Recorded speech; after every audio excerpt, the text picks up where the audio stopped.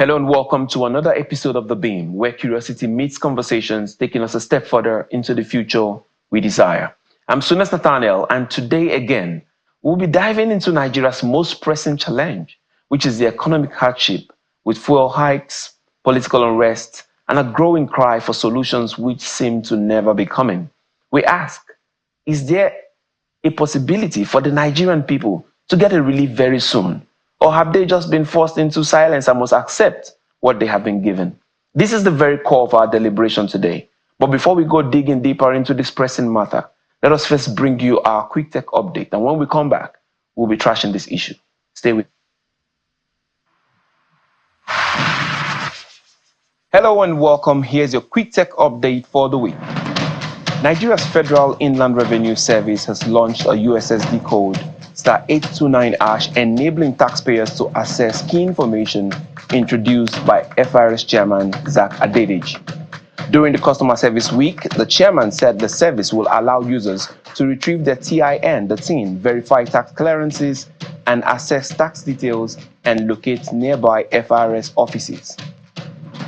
Meanwhile, Mali's military government has lifted a 7-month ban on Starlink satellite internet kits, allowing citizens access to the service initially restricted over security concerns. Starlink's networks will now provide internet across cities and remote areas. Mali, under military rule since 2020, continues to face ongoing political and security challenges. In a similar vein, Brazil's Supreme Court has allowed X, formerly Twitter, to resume operations after complying with court rulings. Musk had initially resisted. However, the platform was suspended in August for failing to moderate hate speech, appoint a legal representative, and X has since reversed course by paying fines and meeting legal requirements. Meantime, Tesla CEO Elon Musk unveiled his vision for an age of abundance, featuring self-driving cars without steering wheels, robo-taxis, and robo-vans designed to transport people or goods. He promised these futuristic vehicles within a few years. Despite past delays, the event highlighted Tesla's sci-fi aesthetics, with Musk projecting productions by 2026. In another development, for the first time in decades, the US government is considering a breaking up of Google. The Department of Justice may recommend separation and separating Google's search business from Android, Chrome, and Google Play to curb its monopoly. This follows a court ruling that Google violated antitrust laws through anti-competitive practices. And finally, Geoffrey Hinton, the godfather of AI, and physicist John Hopfield won the Nobel Prize in Physics for their groundbreaking work on neural networks foundation to AI. Hinton, 76, raised concerns about AI's risk, warning that the system could surpass human intelligence, while Hopfield, 91, created the influential Hopfield network. That's your quick tech update for this week. Stay tuned for more cutting-edge news from the ever-evolving world of technology. Enjoy the rest of the program. Welcome back. Nigeria is still in the grips of a fuel crisis. Prices have soared and political tensions are high. With many Nigerians feeling this economic strain, we want to know, what really is the fate of the average Nigerian? Is there still a hope of attaining that Nigerian dream? What really is the Nigerian dream? Even at this moment, when families are crying and hunger and they are languishing in poverty. Statistics suggest that at least 150 million Nigerians today are wallowing in multi-dimensional poverty. Really, what is the way forward for Africa's most populous nation? Joining us now via Zoom to address these issues are two gentlemen, the first being Elvis Akwobi, a youth advocate and social developer, and the next is Barrister Chukwuma Ezeala, a lawyer and social commentator. Gentlemen, you're welcome again to the program. Gentlemen, you're welcome. Can you hear me? Oh yes. Thank you for inviting me. All right. Is Mr. Elvis there with us? Can we hear you? I think he's still. Okay, I think he's still muted. Let's. Yeah, Hello? good to have you here. Are you there? All Yeah, right. thanks for having me. Beautiful. Let's get right into this discussion. You see, the first thing is the fact that after we had this fuel hike, price increase and all that, it seemed that the Nigerian people have remained silent. And I'll start with you, Mr. Akpobi. The question will be, have the Nigerian people been defeated, especially from the youth angle? Have they been defeated, or have they just been forced into silence? What really is on ground? No, I can categorically and aesthetically say without fear of favor that we've not been defeated. But another thing my school of thought is when people are poor, they become very, very, very vulnerable. When people are deprived, they become very, very vulnerable. And oftentimes the political class have used poverty as a weapon to make young people vulnerable. Let's not forget too, before now, most of the institutions we use in regulating government, when government checking government policies are Nigerian Labour Congress, which today seems to be very, very they are facing their own challenges. And let's not forget too that there were times, I'll take it back down memory lane during the Jonathan's administration, where people who we saw as role model, people who today are seen very, very muted today, just because of I would say ethnic coloration or party differences, or maybe their personal interests, they are now muted. They were on the street walking, calling out the administration then that their policies, there was hardship and all that. But those people today, they are the ones coming out today to say we should give the government time, they are working, things will go better. Why things seem to be going very, very worse? And other persons are speaking, mostly with we are blessed with the flow of our time, which is the social media. Let's not forget too that and the security apparatus we have today seem to be biased, because we think it is where people who come out to express themselves as citizens are being oppressed and all that. But the government should remember that government is formed. Let's take it quickly to Barrister Ezeala. Let's take it quickly to Barrister Ezeala. You just heard what Mr. Elvis has said. And let me pose that same question to you, but let's take it up a bit. Let's take it up a notch, because some people are saying, hey, President Tinubu is doing his best. What is your assessment? As a matter of fact, we must accept the fact that Nigeria has been bad for a very long time, and Nigeria has been mismanaged. If I may say, from 1967 till date, it's not really uhuru for any president, anybody to have some expectations from our country, Nigeria, or great expectations from our country, Nigeria. Now, but as to whether the managers of the economy today are doing well to bring us out, to get us out of the woods, I think there is much that should be done. There is much that is not being done. Because if you recall, and if you have this belief, if you know that part of the greatest problem we have has been corruption, mismanagement. There are two hydra-headed monsters, corruption and mismanagement. So one, we started dealing with corruption. Certainly, all of us, even a blind person, even a deaf person knows we've not started dealing with corruption where it should be. Secondly, mismanagement of resources. Have we started managing our resources well? The answer is also the negative. We've not done that. We've not started that since the only time we attempted to do that was under Yaradua. A man who came and said, oh, we do not have a rolling plan. We do not say this is where we are going to be in the next 6 months. We do not have plans of where we're going to be in the next 1 year. You know? So where are we?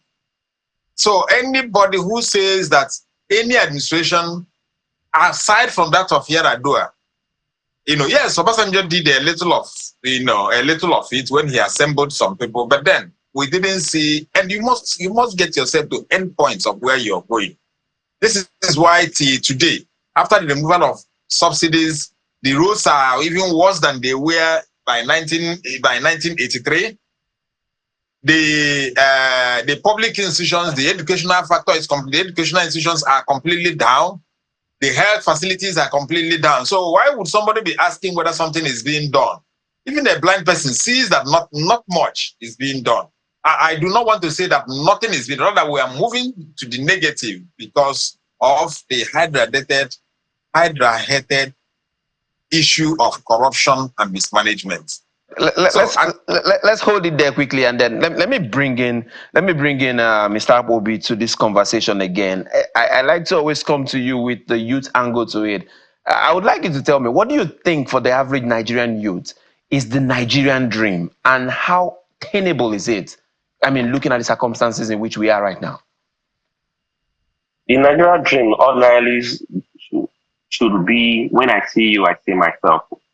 When I see you, I don't need to see that you are from either a BBO, you are from, or I don't need to see you through ethnic coloration, or I don't need to see you through party lines. But we should have something that unifies us. But today, you agree with me that you become sometimes you see people become activists, mostly when the people that are making the policies, the head of the policy making, is not from their places. So the moment it gravitates to where they are from or where their ethnicity, they become muted. And for me, it's not good for young people. Point to the fact that everything we do today as young people will determine how Nigeria will look like in the next decade. And our mistakes and our blunders will become the inheritance of the next generation. So for me, I think it's time the president proposed a youth confab where I've been amplifying the fact that youth confab should not be politicized. It shouldn't be about whether this person is from a particular party or this person is not from it. It should be about young people with proven track record, young people who knows that whose actions have proven that they believe in the Nigeria dream, which is as in making Nigeria better for everybody, irrespective of differences in ethnicity, social strata, or having an enviable surname. Right.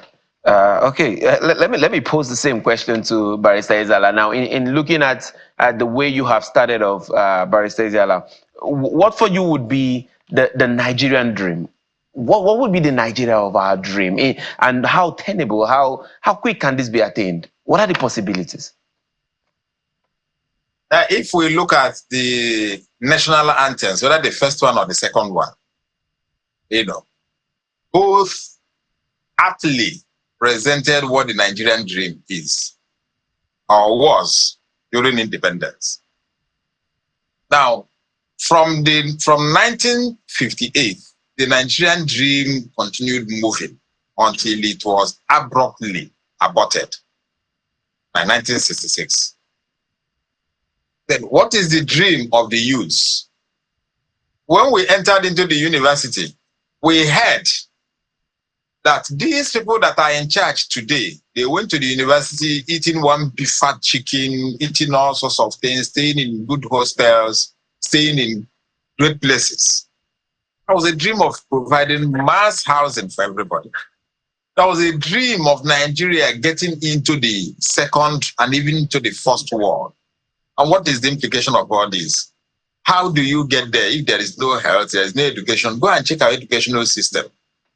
How can you have a country where the private educational systems or the private educational institutions is competing with the public educational institutions? That is wrong. How would you have a country where the private medical facilities is competing and even doing better than the state ones? So you see, the dream is really shattered. And nothing is happening now to say that we are trying to do something, despite the hardship that continuously is being inflicted on the people. All right. And it's not issue of PPC, it's not issue of PDP, not even issue of Labour Party. All right. But it is issue of politicians. You see, the divide, some people just take it as if the divide is between the Okay, but we're going to come to that divide. I will come back to you with that divide. Let's go on a break right now. Okay, we're going to be taking a short break, but when we return, we're going to be going into that deeper divide when it comes to the politics that can shape the Nigerian dream. Don't go away. Stay with us. All right, welcome back to The Beam. If you're just joining us, I am still with Mr. Elbs Akpobi and Barrister Chukwuma Ezeala, and we're still looking at Nigeria's economic crisis and the way forward. Coming to you, Barrister Ezeala, let me quickly just ask. Like I said earlier on, Fayose has said that Tinubu is trying. Amechi has said we need to call for a protest. Vice President Shetima says, hey, in a few months, we're going to be seeing certain dividends. But you are saying that there is a certain divide that is hindering the progress and us attaining that Nigerian dream? I want you to, land on that thought. Okay, now let me. I wouldn't really want to mention names, but number one, when we talk about what Mr. Fayose, he is somebody I have respect for, especially for his boldness. However, these are expectations. When he was governor, what was he able to do? So if he was able not to do so much, if another person is doing as much as he has done, the person has tried. So when you look at people that are talking, you say, what did they do when they were in charge? And that is the expectation you have from them. And I do not think that the politicians are the right people to ask, because they will look at what they did. If you ask somebody like maybe Mr. P2B and say whether the government has tried, he will look at what he did. He may tell you he has not tried. Today, whether the social media or nobody has said that Fayose did very wonderfully well in Ekiti State with the resources he had. So when you also look at Amechi, Mr. Amechi, he will say, that he had expected Nigerians to do something more. Now, but when we look at the scenario, can Nigeria do something more? The problem now is that Nigerians are being moved to a stage where they cannot be controlled when they react.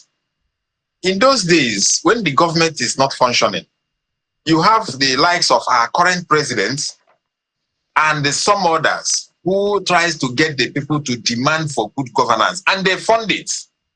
So there was control. This stage, there is no more control. There's nobody now who is trying to get the people and the opposition to talk.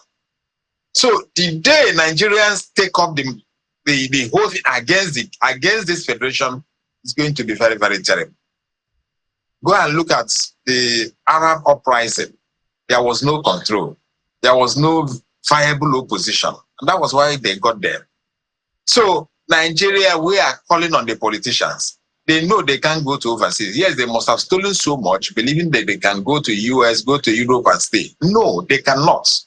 It's important they understand it. It's important all of us come back to look at what are we doing. If you have saved money from jacking up of fuel prices, all the things you have saved, where are we seeing it? Where is it in the educational institutions? Where is it in medical facilities? Where is it in the road infrastructure? Where is it in employment generation? Where is it in attracting investors? What are you doing to attract investors? If you're looking at how they are taxed in Europe and you want to bring that model into Nigeria, where nothing is working, offices are closing. Maybe they don't know. Because when you pay a staff 70,000 naira, they say it's minimum wage. The staff gets to work. Transport alone takes that 70,000 naira. For those of us that are in Lagos, you work on the island. You come from the mainland.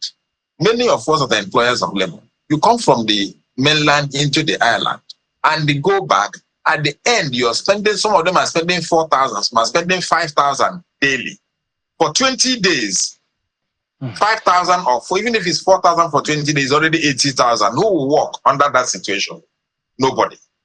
So, and then many workers are not even receiving that 70,000. Some are receiving just 40, 50, 30.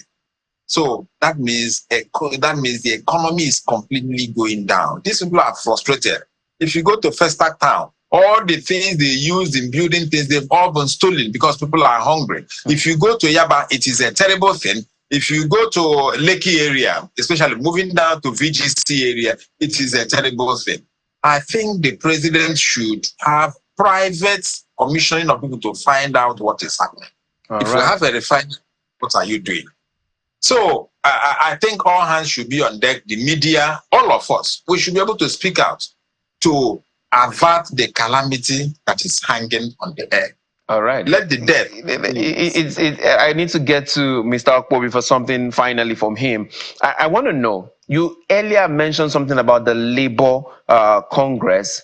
Do you think that they have failed the Nigerian people in really holding the government to account and really making sure that the government reneges on some of the steps they've taken?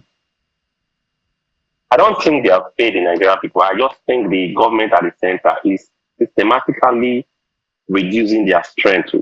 Mostly with, you've seen cases where it's either the president of Nigerian Labour Congress being arrested or the police, there's alleged issue of they burst into their offices. We've not heard that before now.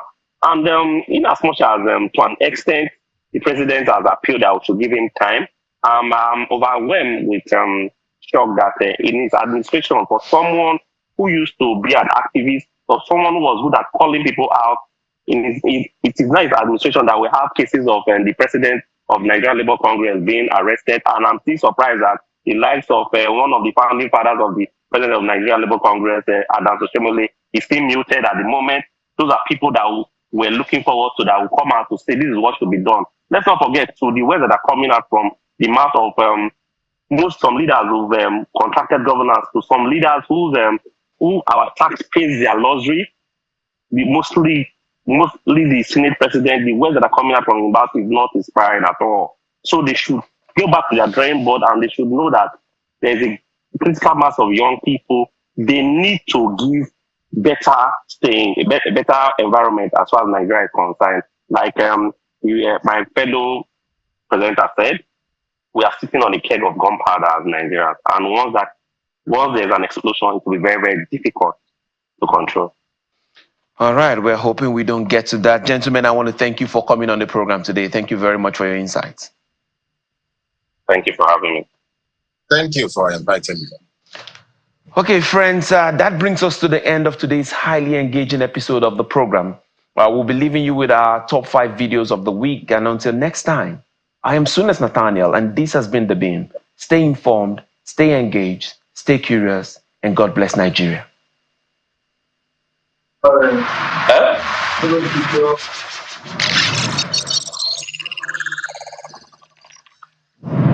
We begin this week's countdown with a clip in which we watch the Enugu state government demolish another kidnapper's den and recover arms.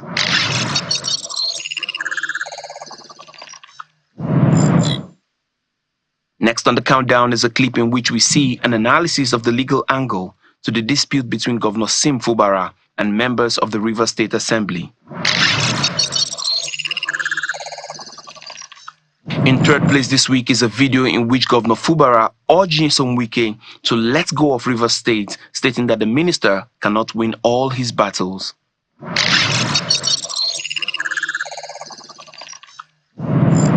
Clinching the second spot on our list is a one-on-one conversation with the Rivers State Governor Sim Fubara, who was a guest on Politics Today.